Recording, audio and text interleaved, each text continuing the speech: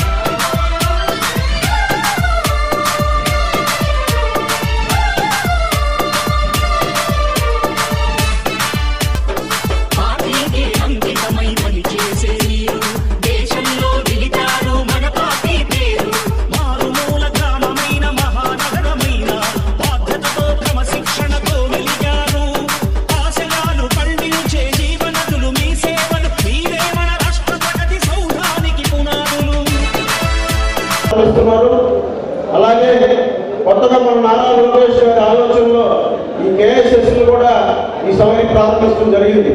కేఎస్ఎస్లు గ్రామ పార్టీలు clusters units booth కన్వీనర్లు వేసుకొని తర్వాత మండల పార్టీ అధ్యక్షుల ఎన్నికలు అలాగే నియోజకవర్గ అనుబంధ కమిటీలు అలాగే జిల్లా కమిటీలు కూడా ఈ నెలలో పూర్తి చేసుకొని మనం అలాగే నియోజకవర్గ స్థాయిలో మినీ మహానాడులు పార్లమెంట్ స్థాయిలో జిల్లా మహానాడులు అలాగే మన తెలుగుదేశం పార్టీ వ్యవస్థాపకులు నందమూరి తారక రామారావు గారి జన్మదినమైన మే 28వ తారీఖున ప్రతి సంవత్సరం కూడా మే 27, 28, 29 మూడు రోజుల పాటు ఈ మహానాడు కార్యక్రమాన్ని తెలుగుదేశం పార్టీ కుటుంబ సభ్యులకు పండుగ వాతావరణం జరుపుకోవడం మనకు ఆనవాయితీ.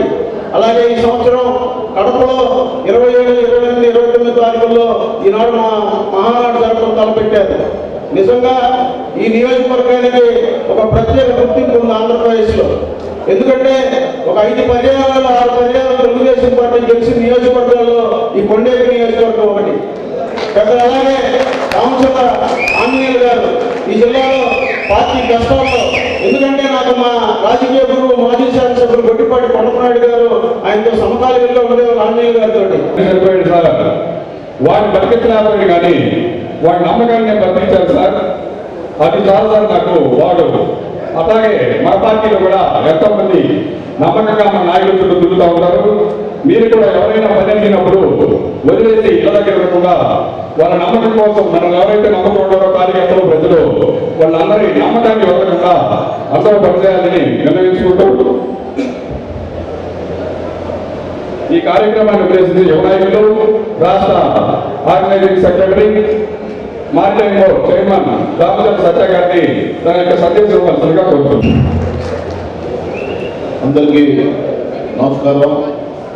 ఈరోజు మన కొండేపి నియోజకవర్గ మహానాడు మరియు తెలుగుదేశం పార్టీ విస్తృత స్థాయి సమావేశం నిర్వహించుకోవడం, ఈ కార్యక్రమానికి అధ్యక్షత వహించినటువంటి మన జరుగుమల్లి మండల పార్టీ అధ్యక్షుడు కోకూరు రవీంద్రబాబు గారికి, ముఖ్య అతిథిగా విచ్చేసిన గౌరవ మంత్రివర్యులు, మీ అందరి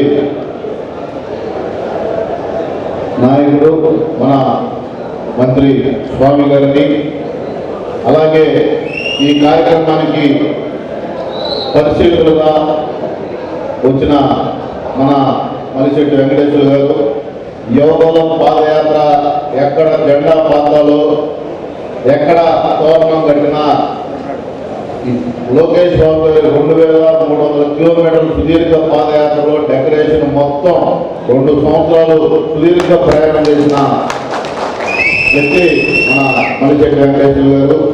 అలాగే మన నియోజకవర్గ పరిశీలకులు స్వాములు గారికి, వేదిక మీద ఉన్న పెద్దలు మాజీ ఏఎంసీ చైర్మన్ గురిపాటి రామయ్య గారికి, సీనియర్ నాయకులు బెజవాడ వెంకటేశ్వర గారికి, ఎర్రమ శ్రీనివాసరావు గారికి, సీనియర్ నాయకులు నారాయణ స్వామి గారికి, మాజీ ఎంపీపీలు, జడ్పీటీసీలు, అలాగే మండల పార్టీ అధ్యక్షులు, వివిధ హోదాలో ఉన్న నాయకులు, ఇక్కడికి విచ్చేసిన తెలుగుదేశం పార్టీ కుటుంబ సభ్యులు, గ్రామ పార్టీ అధ్యక్షులు, అలాగే మన కేఎస్ఎస్ బూత్ వాళ్ళు నాయకులకు అందరికీ మీడియా మిత్రులకు అందరికీ నా నమస్కారాలు. చాలా సంతోషం. ఈరోజు తక్కువ సమయమైనా చెప్పిన 2 రోజుల్లోనే ఇలా నియోజకవర్గ మహానాడు పెట్టాలంటే మీరందరూ మీ పనులు వదులుకొని తెలుగుదేశం పార్టీ పైన మీరు చూపిన ప్రేమకు శిరస్సు వంచి నేను పాదాభివందనం చేస్తా ఉన్నా. అలాగే ఈరోజు భారతదేశంలో కానీ మీరు చూస్తున్నారు ఏ పరిస్థితులు ఉన్నాయో. ఒక పక్క యుద్ధ వాతావరణం, మన భారతీయుల్ని 26 మందిని పాకిస్తాన్ టెర్రరిస్టులు ఏ విధంగా కాల్చారో వాళ్ళకి ధీటుగా మన దేశ ప్రధాని ఏ విధమైన సమాధానం చెప్పారో భారతదేశం ఒక ధీటైన నాయకుడు నరేంద్ర మోడీ గారిని కూడా ఈ సమావేశంగా మేము తెలియజేసుకుంటా ఉన్నాం. ఈరోజు మన నియోజకవర్గం కొండేపల్లి నియోజకవర్గం సుమారుగా 40 సంవత్సరాలు దామోదరుల కుటుంబాన్ని మీరు నిండు మనసుతోటి ఆశీర్వదిస్తూ తెలుగుదేశం పార్టీని బతికిస్తున్న ప్రతి ఒక్క కార్యకర్తకు నేను శిరస్సు వంచి పాదాభివందనం చేస్తా ఉన్నాను. ఈరోజు రాష్ట్రంలో ఎక్కడికి పోయినా కొండేపల్లి నియోజకవర్గం నుంచి ఉత్తరాంధ్ర జోనల్ కోఆర్డినేటర్ దాకా నన్ను తీసుకెళ్ళి నా వెనుక ఉండిన ప్రతి ఒక్కరిని నేను పేరు పేరున నమస్కరించుకుంటా ఉన్నా. అలాగే ఈ మహానాడు కార్యక్రమం ప్రతి సంవత్సరం ఒక పండగ వాతావరణం తెలుగుదేశం పార్టీకి. ఈ సంవత్సరం కడపలో నిర్వహించుకోవడం 27, 28, 29 తారీఖున 43వ మహానాడు బహుశా భారతదేశంలో ఏ ప్రాంతీయ పార్టీకి లేని బలం, ధైర్యం కార్యకర్తలు. సుమారు 1 కోటి మంది సభ్యుత్వాలు ఇచ్చిన కార్యకర్తలు ఉన్న పార్టీ తెలుగుదేశం పార్టీ. అలాగే భారతదేశంలో ఏ ప్రాంతీయ పార్టీ ఇన్ని క్రైసిస్ లో ఫేస్ చేసిన పార్టీ కూడా లేదు. అనేక సార్లు మనం అధికారంలో ఉన్నా ప్రతిపక్షంలో ఉన్నా మనం ఎప్పుడు పోరాటమే, కార్యకర్తలే ఈ పార్టీకి బలమని మన జాతీయ పార్టీ అధ్యక్షుడు నారా చంద్రబాబు నాయుడు కూడా అనేక సార్లు చెప్పడం జరిగింది. ఈరోజు మన నియోజకవర్గం చూసుకుంటే 94కి 2024 94 ముందు ఈ నియోజకవర్గం ఏ విధంగా ఉండేది? అప్పుడు మన నియోజకవర్గానికి కనీసం మౌలిక సదుపాయాలు కాదు కదా, రోడ్లు కూడా సరిగ్గా ఉండేవి కాదు. అలాంటి నియోజకవర్గం ఈరోజు పొద్దున బయలుదేరితే సుమారుగా మన నియోజకవర్గం మొత్తం 3 గంటల్లో అన్ని మండలాలు అన్ని ఊళ్ళు తిరిగి రావచ్చు. అంత అభివృద్ధి చేసిన పెద్దలు మన పెద్దల దాంట్లో ఆంజనేయులు గారు, అలాగే మన గౌరవ మంత్రి స్వామి గారు కూడా మనం అందరం గుర్తుపెట్టుకోవాలి. ఈరోజు ఏ గ్రామానికి పోయినా చాలా ధైర్యంగా ఈ గ్రామంలో సంతృప్తిగా ఈ పని చేసామని ధైర్యంగా చెప్పుకునే పనులు మన ప్రభుత్వంలో చేసాం. కానీ ఎప్పుడు ప్రభుత్వం వచ్చినా మన నాయకుల్లో ఒక నిస్తేజం, ఒక నిరుత్సాహం ఎప్పుడు ఉన్నది. ఇది 14-19 మధ్యలో కూడా చూశారు. కానీ అపోజిషన్లో మనం చాలా ధీటుగా ఎదుర్కొంటాం, అందరం కలిసి ఉంటాం. ఈ యొక్క మన ప్రభుత్వం రాగానే కొంత నిశ్చేజం. ఎందుకంటే కారణం 99 పనులది ఒక్క పని కాకపోతే మీలో బాధ, కాని పనులు ఎవరు చేయడం. కానీ ఈరోజు మన ప్రభుత్వం వచ్చింది. 2019లో ఈ రాష్ట్రం గత ప్రభుత్వం ఏ విధంగా అందరిని ఇబ్బంది పెట్టిందో మీ అందరూ తెలుసు.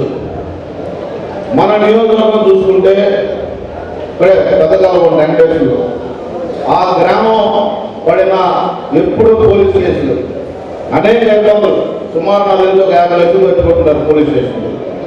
అలాంటి గ్రామం మొత్తుకోండి, ఇంకా ప్రతి మండలంలో ఉన్నాయి. వాళ్ళ ఆ రోజు మన ఎమ్మెల్యే స్వామి గారు అప్పుడు మేము కానీ అందరినీ కాపాడటం, రోజు వాళ్ళతో మాట్లాడటం జరిగింది. మన ప్రభుత్వం రాగానే ఇదే వెంకటేశ్వరుడి ఆ నాయకుల్ని డిపార్ట్మెంట్ అందరినీ పిలిచి ఈ గ్రామం చాలా ఇబ్బంది పడింది, వీళ్ళ మీద ఈయన కూడా వాళ్ళకుండా అవతల ఎవరు ఉన్నారో వాళ్ళందరినీ తోలుతున్నా కూడా చెప్పడం జరిగింది. ఎక్కడ మనం ఏదో ప్రభుత్వం మేము గెలిచాము, మన వాళ్ళకి ఇంకా చేయాల్సిన అవసరం లేదనే భావన మాలో ఉండదు. ప్రతి ఒక్కరికి న్యాయం చేయాలి తపన. ఎందుకంటే ఈ నియోజకవర్గం ఇంత పెద్ద పోషించి ఇంత కీర్తించినప్పుడు ఈ నియోజకవర్గాన్ని తిరిగి మేము కూడా ఏదో చేయాల్సిన బాధ్యత నా పై ఉందని కూడా నేను తెలియజేస్తాను. కాకపోతే పనులు కొంచెం ముందు వచ్చి అనుకోతుంది. మనం ఒక సిస్టంలో ఉన్నాం. గత ప్రభుత్వం సిస్టమ్ లేదా సార్ అడగచ్చు, మీరు తప్పు లేదు. ఆడ సిస్టమ్ తప్పంటే 11 సీట్లు పరిమితమయ్యాడు. ఈరోజు నేను గౌరవ మంత్రులు గారు కూడా చెప్పదలుచున్నా, తెలుగుదేశం పార్టీ సభ్యులు ఉన్న ప్రతి కార్యకర్తని ఏ అధికారి అయితే గౌరవించడో వాటిని ఎక్సెట్గా కాన్సెంట్రేట్ చేయమని కూడా ఎందుకంటే రాష్ట్ర పార్టీ ప్రధాన కార్యదర్శి నారా లోకేష్ గారు మొన్న మీటింగ్లో కూడా చెప్పడం జరిగింది. జెండా మోసిన కార్యకర్తలకు గౌరవించినప్పుడు ఆ అధికారి ఉండటానికే లేదు ఇక్కడ. ఎందుకంటే కష్టాల్లో మనం ఉన్నాం. అధికారం వచ్చినప్పుడు వేరే వాళ్ళు అవ్వవచ్చా ఆనందపడటం కరెక్ట్ కాదు. ప్రతి ఒక్క అధికారి మన కార్యకర్తలు ఆఫీసులో గౌరవించాలి, కూర్చోబెట్టి వాళ్ళు చెప్పేది వినేంత వరకైనా పనిచేసే వరకు ఉండాలని కూడా ఈ సభాముఖంగా తెలియజేస్తా ఉన్నాం. ఈరోజు కొన్ని గ్రామాలు వేమవరం మరిపూడి మండలంలో 30 ఏళ్ళ నుంచి 3 వారాలు ఎప్పుడు ఉండాలని ఉంటాయి. ఎలక్షన్ వచ్చేటప్పటికి తలుపు వేసుకుని కొట్టుకుంటారు, మళ్ళీ ఓట్లేసి గెలిపిస్తారు. అదొక వెరైటీ కూడా. కానీ ప్రభుత్వం వస్తే ఎప్పుడు 3 వారాలు 30 సంవత్సరాల నుంచి ఒక తరం మారుతుంది. కొత్త ఓటర్లు వచ్చారు, ఆలోచనలు మారినాయి. రాయలసీమ లాంటి ఏరియాలోనే ఫ్యాక్షన్ అరికట్టి అభివృద్ధి చూపిస్తే నిన్న కడప పోతే ఎంత అభివృద్ధిగా ఉందంటే కర్నూలు కానీ కడప కానీ రాయలసీమ అనంతపురం కానీ ఇల్లు చూసుకుంటే ఫ్యాక్షన్ అరికట్టే అభివృద్ధి చూపిస్తే దాని యొక్క గ్రామంలో ఎంప్లాయ్మెంట్ కానీ అలాగే వాళ్ళ ఆలోచనలు కూడా మారిపోతా ఉన్నాయి. కొత్త ఓటర్లు వచ్చారు. 83 నుంచి పార్టీలో ఉన్న వాళ్ళందరూ ఉన్నారు ఇక్కడ. కొత్త తరం వచ్చింది. మన ఆలోచన విధానం కూడా మారాలి. ఎందుకంటే ఈరోజు మన జాతీయ పార్టీ అధ్యక్షులు నారా చంద్రబాబు నాయుడు గారు ఒకటే మాట చెప్తా ఉన్నారు, టెక్నాలజీ చేతిలో ఉంది, చాలా మిరాకిల్స్ చేయొచ్చు. ఈ టెక్నాలజీ తోటి అభివృద్ధి కానీ మన లైఫ్ స్టైల్ కూడా చాలా మార్చుకోవచ్చు అని చెప్తా ఉన్నారు. మీరు కూడా గ్రామాల్లో ఎవరైతే ఇప్పుడు కొత్తగా ఈ గ్రామ కమిటీ ఎన్నుకున్నారో ఆ అధ్యక్షులు కానీ మండల కమిటీ అధ్యక్షులు కానీ అలాగే మన నియోజకవర్గ నాయకులు కూడా మన బాడీ లాంగ్వేజ్ కూడా ప్రజలు గమనిస్తూ ఉన్నారు.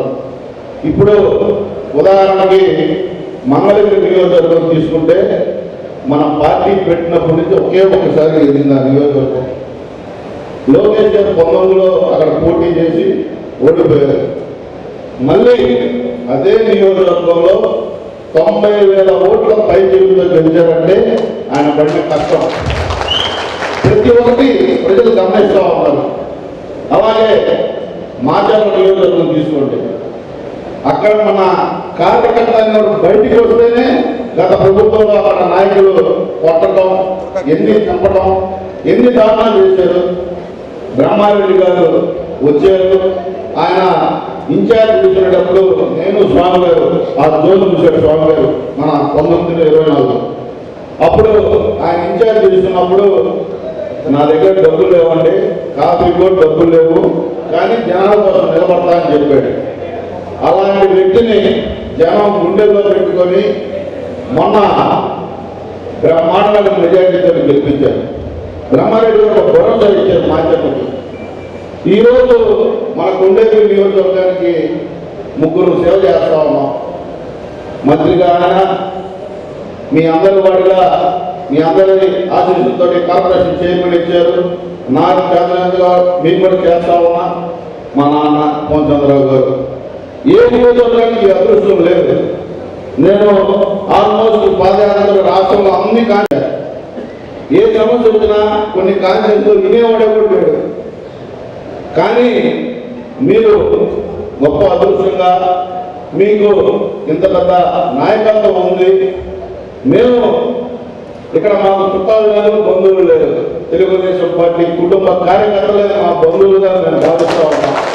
ఈరోజు ఇంత ప్రేమ వాత్సల్యం నాకు చూపించినప్పుడు నేను కూడా మీరు కూడా కొన్ని అపోహలు మాని ఒక మైండ్ సెట్ మార్చుకోండి. మీరు కూడా గ్రామాల్లో ఆహ్లాదకరమైన వాతావరణంలో అభివృద్ధి చేయండి. 4 ఓట్లు మనకు రావాలి. 2019లో స్వామి గారి మెజార్టీ 1000 ఓట్లు. అవునా? అవునా? 24లో మనందరం కష్టపడబట్టి 25,000 ఓట్లు పైకి మనకు మెజార్టీ వస్తుంది. అంటే అందరూ వేసారు కదా ఓట్లు. కాబట్టి ఆయనకు ఆయన మీద ఒక నమ్మకం, తెలుగుదేశం పార్టీ అనేది అభివృద్ధి చేస్తుంది. ఇక్కడ ఉండేటి నియోజకవర్గం ఒక ప్రశాంతమైన నియోజకవర్గం. 4 మారారు, వచ్చినవాడు వచ్చినట్టే వస్తున్నాడు, పోతున్నాడు. కానీ మనం ఎన్నికల్లో కూడా ఎవరు వచ్చినా వెళ్ళినా గౌరవంగానే ఒక హెల్దీ అట్మాస్ఫియర్లోనే మనం క్యాంపెయిన్ చేస్తున్నాం. వర్షం వస్తామని ఆలస్యమైంది అయినప్పటికీ కూడాను మనందరం మినీ మహానంద కలుసుకోవాలని ఒక ఉత్సాహంతో ఇచ్చేసరికి మీ అందరికీ కూడా ముందుగా ధన్యవాదాలు తెలియజేస్తా ఉన్నాం. ఈరోజు ఇదే కార్యక్రమం మనం జరగాల్సింది. ఆ రోజు వర్షాలు చూసుకుని బయలుదేరుకుంటే రాత్రి నుంచి మళ్ళీ వర్షాలు పడుతున్న కార్యక్రమం జరుగుతుందా లేదనేటువంటి అనుమానం కలిగిన పరిస్థితుల్లో చాలా మంది కూడా కార్యక్రమం ఉందా లేదా ఫోన్లు చేయడం జరిగింది. ఏదైనప్పటికీ నేను సింగరకొండ ఆంజనేయ స్వామి ప్రతిష్ఠకి వెళ్ళడం జరిగింది. 10 గంటల వస్తానని చెప్పేసి 12 గంటలకు వచ్చిన ఆలస్యమైనందుకు మన్నించమని కూడా తెలియజేసుకుంటూ ఇప్పటివరకు పెద్దలందరూ సత్య గారు చాలా క్లియర్గా పార్టీ గురించి, అభివృద్ధి గురించి, దేవుడి పరిస్థితి గురించి చెప్పడం జరిగింది.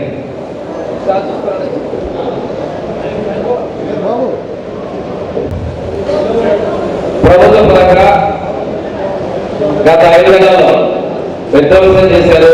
అందరూ తెలిసిందే, అందరం మాట్లాడుతుందే. 10 లక్షల కోట్లు అప్పు పెట్టారు.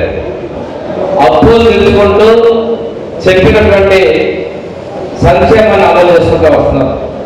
అప్పు పోలుస్తున్నారు, తీరుస్తున్నారు. చెప్పిన వాళ్ళు చేయడం వల్ల కొన్ని కార్యక్రమాలు కొద్దిగా ఆలస్యాలు అవుతా ఉన్నాయి. ప్రతిపక్షాలు వాళ్ళు వేస్తున్నాయి. ఎందుకంటే ఇంకా తల్లి మనం వేయలేదని, ఏమైపోయానో రకరకాల మాట్లాడుతున్నారు. వాళ్ళు ఏదైనా సక్రమంగా చేయలేం. వాళ్ళ ట్యాప్లో మనాలు కూడా పడి మాట్లాడే పరిస్థితి వస్తున్నాయి. ఒక మీడియా గ్రూప్ మీడియాలో చేసేటువంటి దాన్ని, ఎందుకంటే అసత్యం చాలా ఫాస్ట్గా నిలవచ్చింది. మనం ఇవన్నింటినీ కూడా సంయమనం పాటించాల్సిన అవసరం లేదు.